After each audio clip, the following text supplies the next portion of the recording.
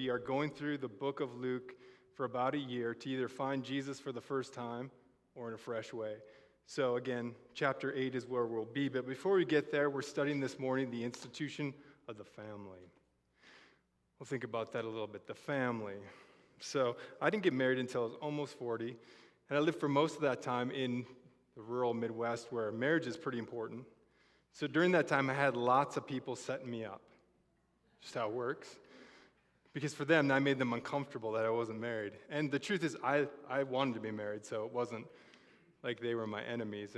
And I think their motives were good. Matchmaking motives can be really good. My parents got together because my aunt set them up. So I'm here because of matchmaking. So I think sometimes it was good. Sometimes the motives are a little misfired, especially if the person didn't know either one or both of us very well. That was usually a train wreck. So I learned after a number of times to develop some questions that would hopefully save us both a lot of time. So when a person came up to me and said, "Hey, I have this great girl that you should meet," I had these 10 questions I'd ask to optimize our time. So here's what they were. In no particular order of importance, the last one is the most important. So when somebody came to me and said, "I have this great person I think you should meet," I would ask, 10, what is the last book she's read? Does she like to make to-do lists? What's her favorite musical record? Does she have a criminal record? What? Not a deal breaker. Not a deal breaker. What are our views on the family? What are her views on the family? Number 6. Number 5, this question needs a little bit of setup. Almost always when you are match made, it's by a woman. Guys don't set up other guys usually. They don't want to bother each other. But usually it's a woman that comes to you, and if the person she's setting you up with is really close to her, her objectivity is gone, right? Especially if it's like family member. So, not proud of this one, but I would ask something like this to this woman who's a matchmaker. Does your male cousin, brother, or your male coworker think she's generally attractive? Number 4, what does she do for a living? Number 3, does she enjoy a beard? On me, not on her. Number 2, does she like kids? Number 1, does she love God more than she'll love me? Now that last question is a game changer, and it's legit. Does she love God more than she'll love me? By that I meant, does she have a real relationship with God? Because I couldn't handle being God for her. It would break us. And I knew that. Because even as an unmarried, I'd done enough premarital counseling at that point, or marital counseling with people, to know that marriage, getting married to somebody, is like two people getting into a canoe together for a long river voyage. And you can't see what's behind all the bends in the river. You have a sense that there'll be some smooth water, and there'll probably be some really rough water. But by getting in the boat together, you're both relying heavily on each other, becoming vulnerable to each other. So it's really important that you both have the same sense of balance and the same goals. And so that's a big thing, who you get into the canoe with. Now, I don't say that to add any burden or guilt or anything else on people who find themselves in a marriage or a situation where they're unequally yoked with a person that they don't share faith with. That's not our role. Our role is to make you in that marriage as a person of faith able in the best possible way to serve and be a gospel witness there, because the marriage you're in is the marriage that God has for you now. Okay? So that's our role, is to equip people. If it's one believer in the marriage, then that believer will be the point, the missionary point. So, but again, the idea being is who you get into the canoe with is super important. And when a matchmaker comes to you and says, "Can I set you up?" And that can be good. Again, that can be really good. What they're really doing is saying, "Can I help define your family with you? Can I define family with you?" Because the person, if you do actually marry them, that's going to be family. Today we study the idea of family. Family's big, family's important, and the family that Jesus defined for himself by himself. That's what we're studying today, family, in the sense that Jesus makes family. So verse 1 of chapter 8.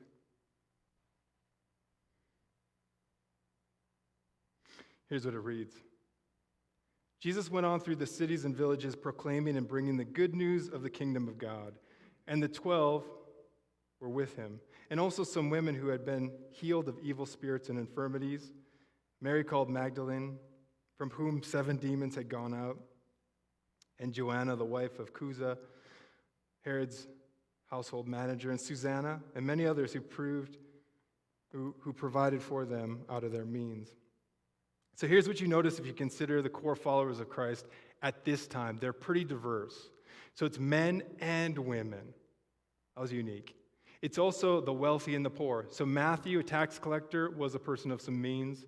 Also, it looks like this lady Joanna, the wife of a pretty significant employee of King Herod, is probably a person of means. You also have the poor. You got blue-collar fishermen like James and John. Pretty diverse. Men, women, wealthy, poor.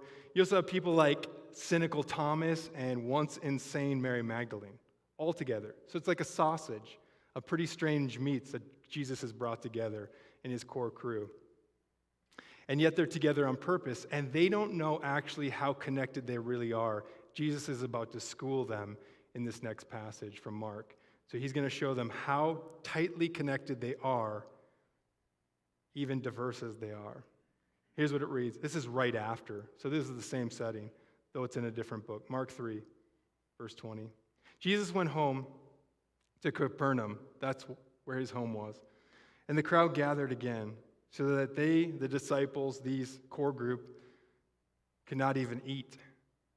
And when his family in Nazareth, his physical family, heard of it, they went to take charge of Jesus, for they were saying, he's out of his mind.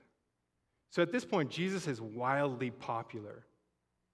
And his family from the outside looking in on this thinks that Jesus is being swept up in a bunch of craziness.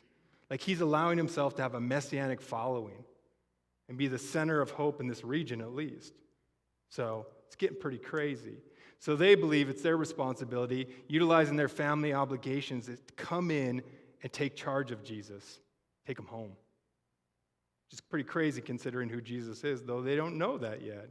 But they want to come in and take Jesus home. Almost like a child that's run away to the circus. It's time for you to come home, Jesus. Let's be sensible. So they want to bring Jesus home, but let's see what happens when they come to town. Verse 31 of chapter 3. When Jesus' mothers and brothers arrived, standing outside, they sent someone in to call him. And the crowd was sitting around him, and they told Jesus, your mother and your brothers are outside looking for you. But Jesus said, who are my mother and my brothers? He asked. Then he looked at those seated in a circle around him and said, here are my mother and my brothers. Whoever does the will of God is my mother, or is my brother, my sister, and my mother. So to be careful to clarify here, obedience to the will of God does not make you family to God, but the desire, the faith to want to do the will of God, and it reveals itself in obedience to God. So faith and obedience are like Siamese twins. They're connected. And if you kill one, you destroy both. That's what James says. Faith and work will always come together. Now it's the faith, that God-given faith, that allows you a desire that is unnatural to want to do the will of God, to live under authority. That's unnatural, it's un-American, it's upside down. To want God's will over your life so that you look into a very old book and believe it's inspired and say, show me what to do. That's unnatural. And that's the grace of God. He gives you the ability to want to do the will of God as revealed by Christ. And it shows itself because over time, you will live in the direction of that obedience. And those have to work together to be alive. Faith without works is dead. Works without faith is false. So that's true here as well. You see the family of God, it's revealed by faith and obedience working together. But we look at these words that Jesus just said to the crowd, and we probably don't see them as deeply countercultural like they are because of our distance between that time and our own. We live in a pretty individualized, pretty mobile time, so that doesn't seem so scandalous what he said to the crowd. Like, who are my mother and my brother and my sisters? It's the people, you, who do the will of God. That was so crazy because we're so distant from it, it doesn't feel as crazy as it should or scandalous. So let's get in the DeLorean together. Let's accelerate to 88 miles per hour. Let's hit the flux capacitor. Some of you get that. And let's go back to the back. You live in Galilee. You have never traveled further than you can walk away. You do the same thing that your parents did for a living, for sure. You got married in your early 20s or late teens, arranged by your family. You will pass on the family business to your children. You know that. You for sure practice the same religion that your family does. There's no like outside, I'm going to study Buddha. You're not going to do that. You are going to do the same family practice and same family piety that your crew does. You are living either with or very close to your extended family. Blood family is everything in that culture, everything. And so when Jesus says, let me reread, who are my mother and my brothers? Then he looked at those seated and circled around him and said, those who do the will of the Father. They're my family. It's really quite scandalous and countercultural. Bible commentator Mark Strauss says, Jesus' words are particularly shocking in a group-centered culture of the Middle East where respect and loyalty to the family and clan were among the highest values, for sure. So when Jesus said, this is not my physical family outside, but you guys are, to his own followers, that must have been shocking. They're like, we're your family? Right? Of course, they got that. They didn't get that. That was a revelation, a true revelation. When Jesus said, no, not those guys outside. You guys are my family. They're like, whoa. You just didn't say things like that. You didn't mean things like that. So Jesus is creating a family deeper and more real than his physical bloodline. And it's still true today. Jesus does that. He creates family deeper and more real than his bloodline. Because his words are countercultural. His actions are countercultural too. If you think of, again, who's circled around him, that's a great mental picture when Jesus says, those people circled around me. You're my family. It's a family circle. Because that family circle is the first church. They are the church, right? They're the first church. And they're a weird lot for a successful rabbi to call to himself. Because a rabbi didn't call this kind of people. They called the well-groomed, the well-learned, the unspoiled. And Jesus calls a pretty gnarly lot. I mean, it's Mary Magdalene who is full of demons. It's also people that are really different from each other. Like Matthew. He's a collaborator with Rome. That's why he's wealthy. And you have Simon the Zealot, who's a Jewish terrorist against Rome. Now, these guys should be total natural enemies, and yet they hold together. So my question is, how was Jesus able to make family out of people that were not just different from each other, but actually had embedded hostility otherwise toward each other? Because he did that. Those two people should have been at constant war with each other. And also later, then the church suffers some real persecution, really fierce persecution, and yet they hold together. So Jesus is family making in some way that's pretty tight and pretty resilient. So the question is, how does he do that? How does he create some family out of people that are different, but also otherwise probably pretty hostile from each other? So he still does that. That's why that's such a big question. Let me read it again. How does Jesus take people that are not just different from one another, true diversity, but who have reason for hostility and make family from them? How does he do that? So we'll watch a story. It's a true story, good example of this. Pretty famous, but if you haven't seen it, we'll watch it anyway. And so let's watch this and see how does Jesus take two people, very different, with a natural hostility. It all went down on this block in Benton Harbor, Michigan. Back in 2005, Jamel McGee says he was minding his own business when a police officer accused him of and arrested him for dealing drugs. You saying the officer made it up? Yeah, it was all made up. Of course, a lot of accused men make that claim, but not many arresting officers agree. So you phonied the report? I did. I falsified the report. This is former Benton Harbor police officer Andrew Collins. Were you just trying to chalk up an arrest? Basically, the start of that day, I was going to make sure I had another drug arrest. And in the end, you put an innocent guy in jail? Correct. Yeah. You lost everything. I lost everything. My only goal was to seek him when I got home and to hurt him. Really? That was my goal. Eventually, that crooked cop was caught, served a year and a half for falsifying many police reports, planting drugs, and stealing. Of course, Jamel was exonerated, but he still spent 4 years in prison for a crime he didn't commit. Today, both men are back here in Benton Harbor, which is a small town. Maybe a little too small. Hey guys, thank you. Last year, by sheer coincidence, they both ended up at Mosaic, a faith-based employment agency where they now work side by side in the same cafe. Oh, excuse me.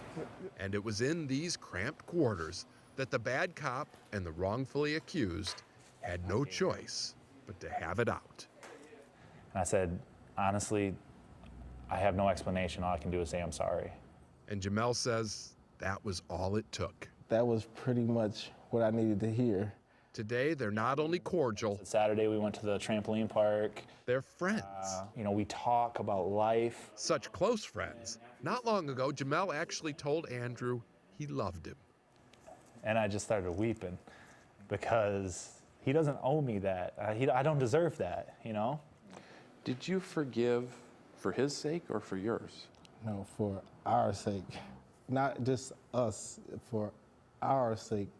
Jamel went on to tell me about his Christian faith and his hope for a kinder mankind. He wants to be an example. So now he and Andrew give speeches together about the importance of forgiveness and redemption. Grab this, we'll set it over there. And clearly, if these two guys from the coffee shop can set aside their bitter grounds, what's our excuse? Good story, true story, real story. Insightful. Let's pick it apart. So these two men, they could not be more different physically, true? I mean, they are at the opposite ends of the spectrum for phenotypes, but at the same time, they're true family. They're a living picture of what Jesus was talking about. These guys are brothers.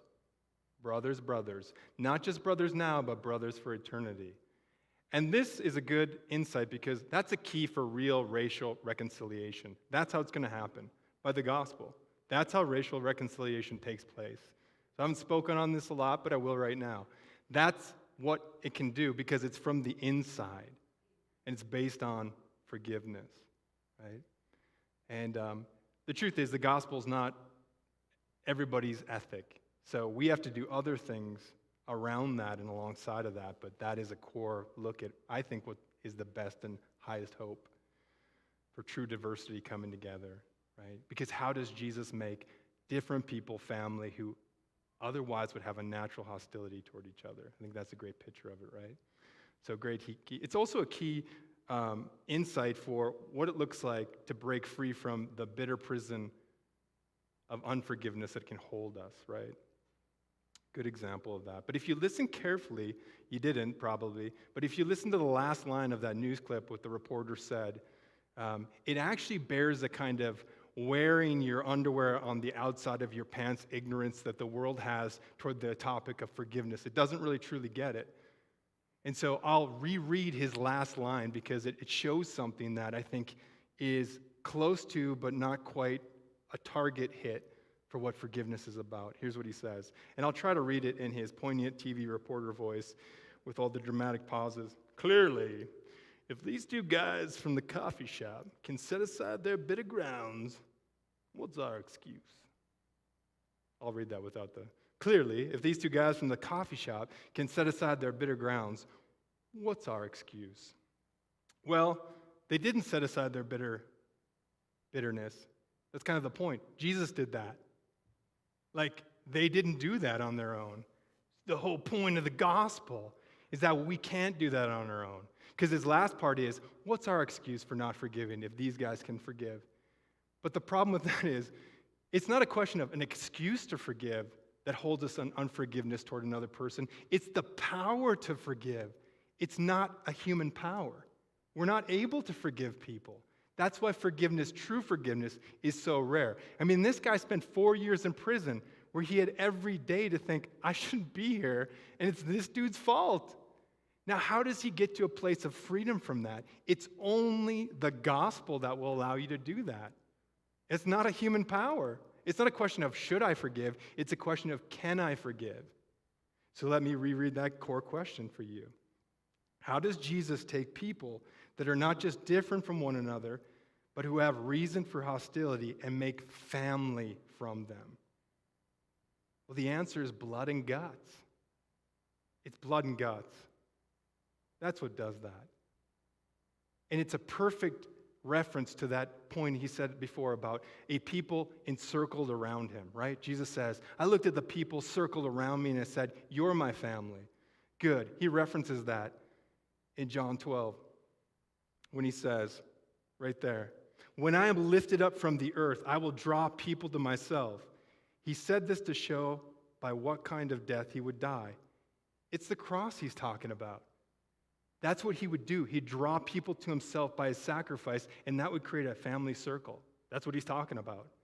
That's his whole plan. His plan to come to this earth on a rescue mission had death as his terminal point, and then resurrection as its fulfillment. So that's his plan all the time. It's going to be this circle of people that are gathered around the forgiveness that I offer to you. It's the cross. That's the hope. That's the key. That's the power. Whether or not you should forgive, it's a question of power to forgive, and he allows that. Because his blood really is thicker than water. Blood is thicker than water. Like his ability to give birth to and bind a people is actually thicker than a woman's breaking of her water when she's giving birth. Like that blood is thicker than water. It can bring a people together who otherwise should not just be different, but also hostile to each other. He can do that. He's done that. He does it over and over again. It's a people circled around, because truly the ground at the cross is level. It's a shared experience. Like at that cross, if you're there, you know, first of all, I desperately need forgiveness that I don't deserve.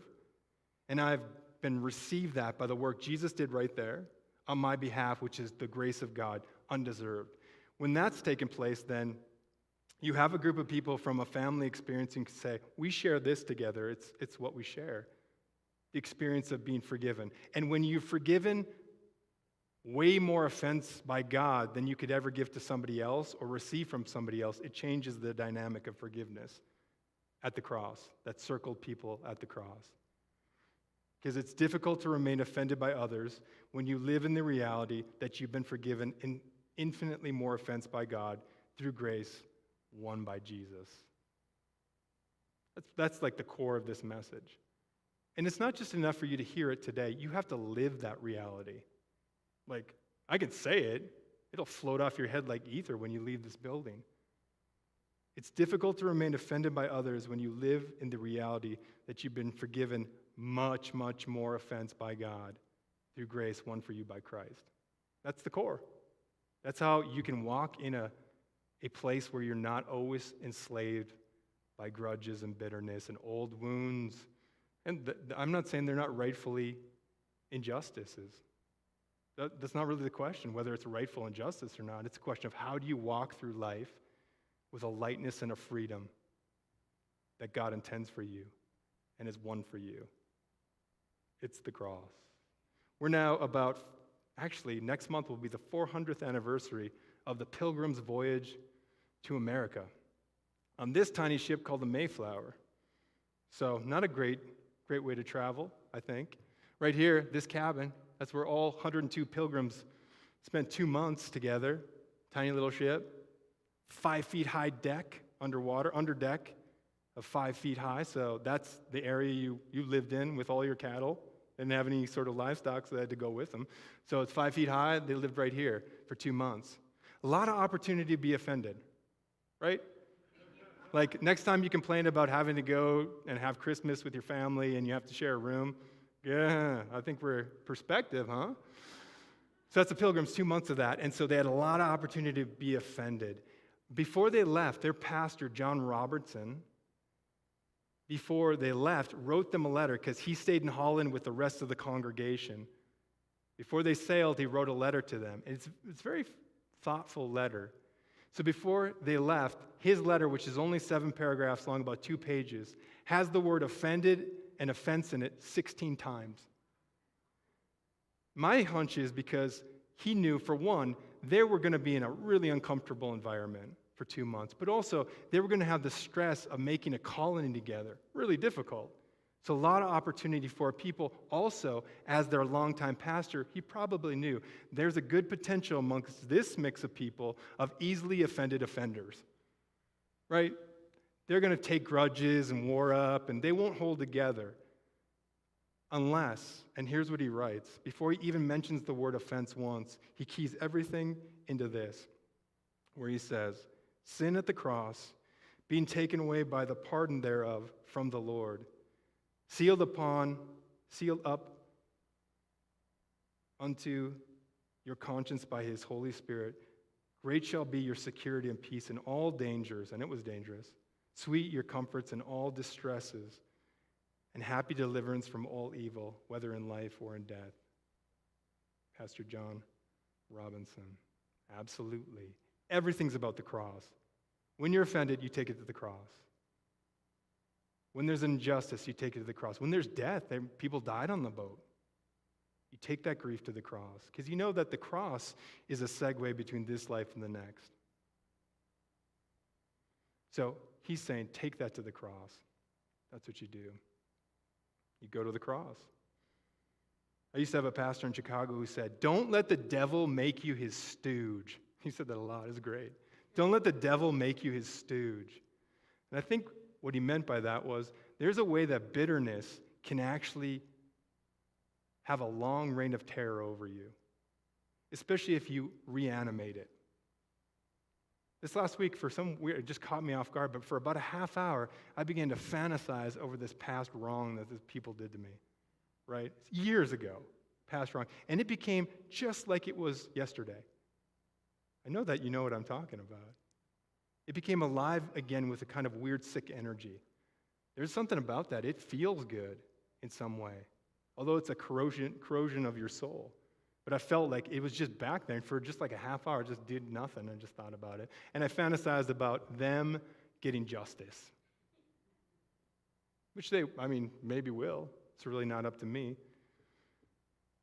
But that took me. It's weird how that has a power to hold you, a past bitterness. It can do that. It's almost like, the medieval jester in a king's court, would dance around the king and entertain him, whisper things in his ear, and sometimes also say things that would probably enrage him. And that's like bitterness. Bitterness is a jester in a king's court, that at some point you have to get up off your throne, take it by the neck, and drag it to the cross and say, look at this. I've been forgiven more. You have to do that actively and every day. Anytime that haunt of bitterness comes back to you, which the devil would love to make you a stooge by, you must take that to the cross, physically almost, rip it up there and say, look, I've been loved so much more.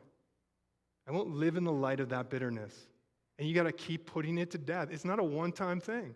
You got to keep putting it to death like you're laying on it with body weight, and let it die by looking at the blood that was shed for you.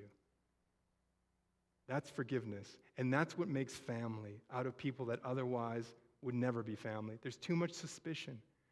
There's too much offense. There's too much offending for there to be a real diverse people unless Jesus is who he says he is and meant what he said. I'm going to make you family.